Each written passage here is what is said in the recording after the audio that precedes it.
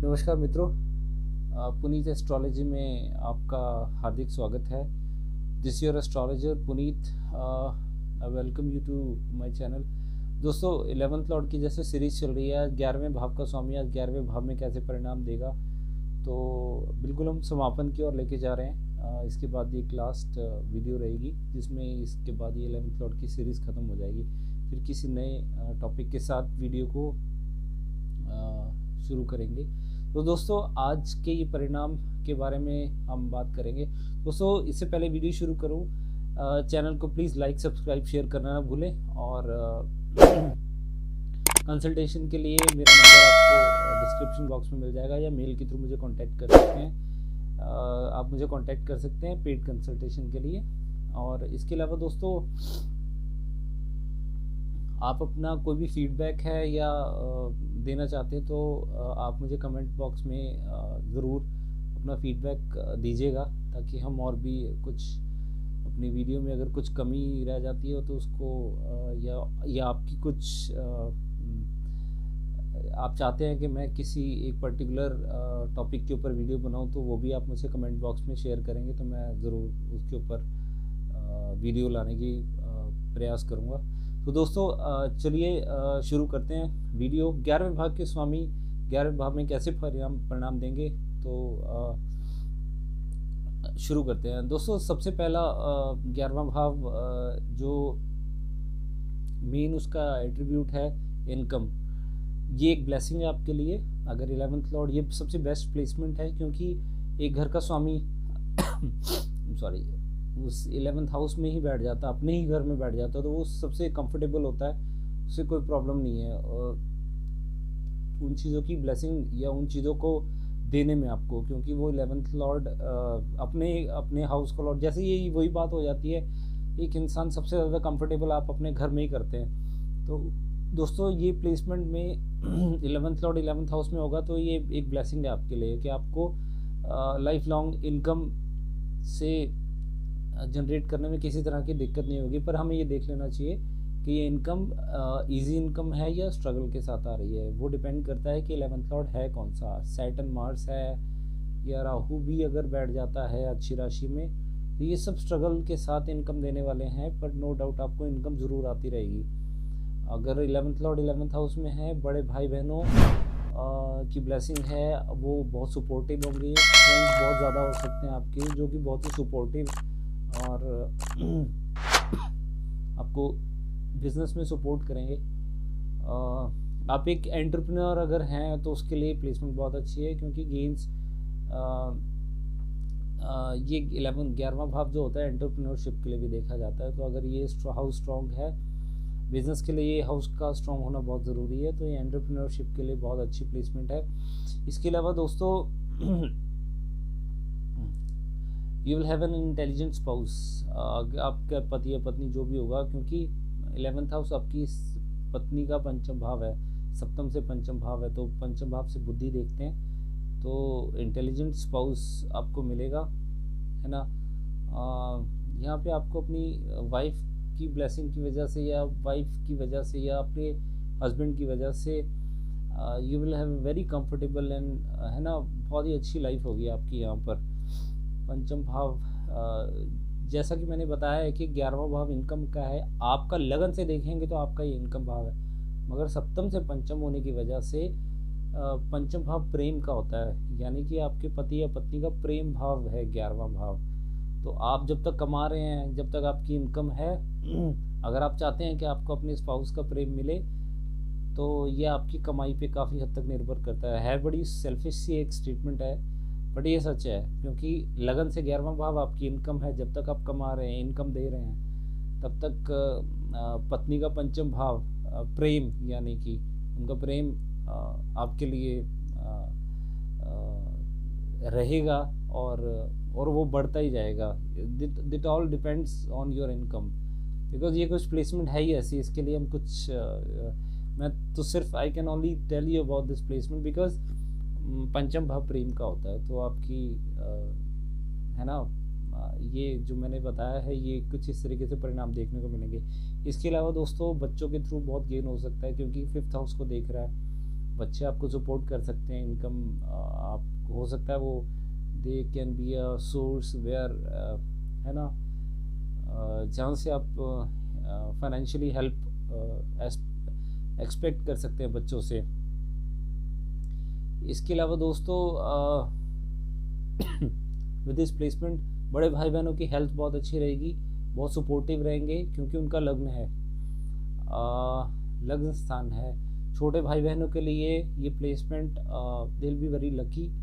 अपनी लाइफ में वो बहुत ही एक होता ना कि एक भाग्यशाली होंगे। छोटे भाई बहन हाईली क्वालिफाइड हो सकते हैं, क्योंकि उनका नवम स्थान है। नवम स्थान से हम एक PhD लेवल की पढ़ाई दे सकते हैं, तो हो सकता है दिल बी वेरी हाईली क्वालिफाइड जो आपके छोटे भाई बहन हैं। इस प्लेसमेंट की सबसे अच्छी बात जो लगती है मुझे, सबसे अच्छी इनकम तो है ही है, इसके अलावा ये आपको क्योंकि ये आपकी मदर का अष्टम भाव है। अष्टम भाव जो होता है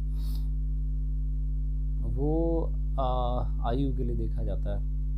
सबसे बेस्ट प्लेसमेंट ये है कि आपकी मदर की एज बहुत लंबी होगी, बहुत ही लंबी एज होगी। ये एक बहुत ही अच्छी प्लेसमेंट है, क्योंकि मैं समझता हूँ एक माँ बच्चों के लिए क्या इम्पोर्टेंस रखती है।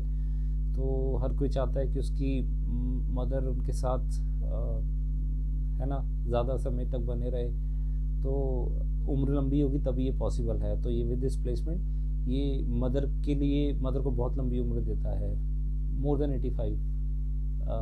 डिपेंड करता है कि प्लैनेट 11th लॉर्ड बन कौन सा रहा है इस। और फाइनेंशियल, आपके फादर का फाइनेंशियल स्टेटस अच्छा हो सकता है, क्योंकि दशम से सेकंड हाउस पड़ रहा है। फादर का फाइनेंशियल स्टेटस अच्छा होगा, उनके पास अच्छी सेविंग्स हो सकती है, बैंक बैलेंस हो सकता है। पर डिपेंड करता है कि वो मैं बार बार यही कह रहा हूँ कि ये काफ़ी चीज़ें डिपेंड करती हैं कि आपका 11th लॉर्ड जो है वो है कौन सा प्लैनेट, या बेनिफिशियल प्लैनेट है, या फंक्शनल बेनिफिशियल है, या कोई मेलेफिक प्लैनेट है।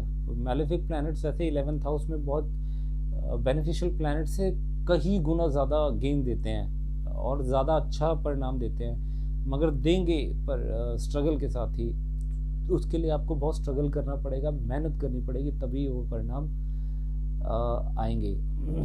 इसके अलावा दोस्तों अगर आप नौकरी करते हैं तो आप नौकरी भी कोई छोटी मोटी कंपनी में नहीं करेंगे।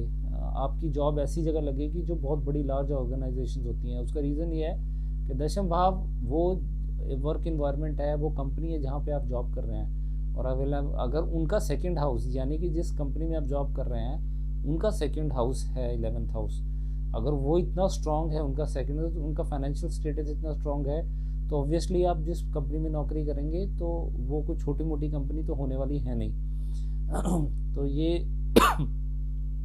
यही बताता है कि आपकी जॉब किसी अच्छी बहुत बड़ी MNCs में या बहुत अच्छी बड़ी कंपनी में जॉब लगेगी। ये एक पोजीशन है।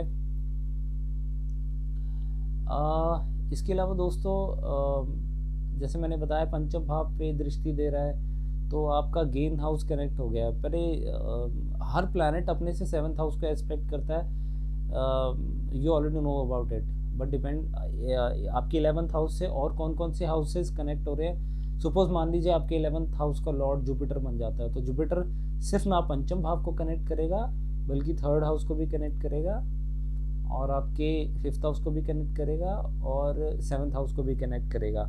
अगर ऐसा कुछ होता है तो ये सब चीज़ों से गेन होगा आपको। 7th हाउस से भी होगा, यानी कि आपकी पत्नी या बिजनेस से भी गेन होगा। 3rd हाउस से भी गेन होगा, यानी कि आप एक अच्छे सॉफ्टवेयर डेवलपर हो सकते हैं, क्योंकि 3rd हाउस राइटिंग का भी होता है। और सॉफ्टवेयर डेवलपर क्या करता है, राइटिंग तो करता है, कोड लिखता ही तो है। तो आपको 3rd हाउस से गेन हो सकता है, आपको हाथों से गेन हो सकता है। 3rd हाउस जिन चीज़ों को दिखाता है उन सब चीज़ों से गेन होता हुआ नज़र आएगा यहाँ पे आपको। इसके अलावा दोस्तों बड़े भाई बहनों के लिए मतलब आपको 11th हाउस से मिलने वाले आपकी इच्छा पूर्ति ज़रूर होगी। आपकी जितनी भी डिज़ायर्स हैं आपकी लाइफ में कभी ना कभी ज़रूर होंगी।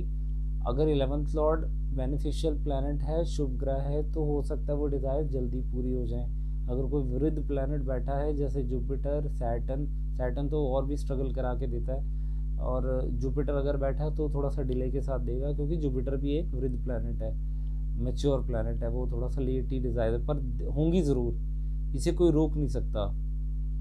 ऐसा हो नहीं सकता कि कोई प्लैनेट का लॉर्ड अपने हाउस में बैठा हो और वो चीज़ आपको मिले ना। और इनकम की आप चिंता मत कीजिए, इनकम आपकी लाइफ में आप ज़रूर अच्छी जनरेट कर पाएंगे। सो दोस्तों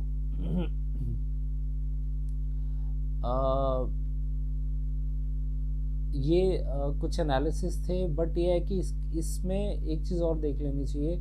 ये कहना बहुत गलत है कि 11वें भाव में हर प्लैनेट इनकम देता है, ऐसा ज़रूरी नहीं है। 11वें भाव में अगर एफ्लिक्शन होगी तो यही आपकी इनकम आपको कौड़ी कौड़ी के लिए मोहताज कर सकता है एक ग्रह, अगर पाप प्रभाव में होगा। 11वें भाव में प्लैनेट वही इनकम दे सकता है अगर वो अच्छी डिग्निटी में, अच्छी राशि में होगा, शुभ ग्रहों की दृष्टि में हो तो और भी ज़्यादा। जैसे 11th लॉर्ड है धन कारक, बृहस्पति की दृष्टि अगर उस पर आ जाए ना तो मल्टी मिलियनर बन जाओगे आप, ऐसी भी पोजीशन हो सकती है। 11th लॉर्ड को नमांश में भी ज़रूर देखिए, क्योंकि नमांश में अगर स्ट्रॉन्ग है तो भी प्लैनेट को बहुत स्ट्रेंथ मिलती है। तो नमांश में भी प्लैनेट को देख लेना चाहिए कि वो कौन से हाउस में बैठा है। वैसे जनरली ये कई लोगों के सवाल होते हैं कि एक ही टाइम पर कई लोगों का जन्म होता है और 11th लॉर्ड 11th में ही है, तो कोई भी अगर हम हाउस की बात कर रहे हैं तो सब पे अलग अलग इम्पैक्ट आएगा, इसीलिए डिविजनल चार्ट्स दिए जाते हैं प्लैनेट्स में। अब शादी के बारे में अगर सपोज एग्जांपल लें, अगर मान लीजिए एक ही टाइम पर 10 लोगों का जन्म होना, तो सबकी मैरिड लाइफ सेम तो रहेगी नहीं, इसलिए डिविजनल चार्ट नमांश को देखना ज़रूरी है कि नमांश से ही एग्जैक्टली पिक्चर क्लियर हो पाएगी कि एग्जैक्टली मैरिड लाइफ कैसी रहेगी। तो ये दोस्तों ये एग्जांपल था। इसके अलावा जो मैंने 11वें भाव से मिलने वाले जितने भी बेनिफिट्स हैं वो, या जिसके बारे में मैंने बताने की कोशिश की है, वो आपको ज़रूर मिलेगी। और दोस्तों ये मेरे एनालिसिस थे। आई होप आपको ये वीडियो पसंद आई होगी। तो ये वीडियो अगर पसंद आए तो प्लीज़ चैनल को लाइक, सब्सक्राइब, शेयर करना ना भूलें, और बेल आइकन को प्रेस करना ना भूलें, ताकि मेरी वीडियो की नोटिफिकेशन सबसे पहले आप तक पहुंच सके। और ऐसे ही प्लीज़ चैनल को सपोर्ट करते रहिए। Thank you very very much for the way you loving the channel, and I hope कि आपको ये वीडियो पसंद आएगी। तो प्लीज़ चैनल को सब्सक्राइब करना ना भूलें जाने से पहले, और मैं मिलूँगा नेक्स्ट वीडियो में। Thank you very much for watching the video. God bless you all. Thank you.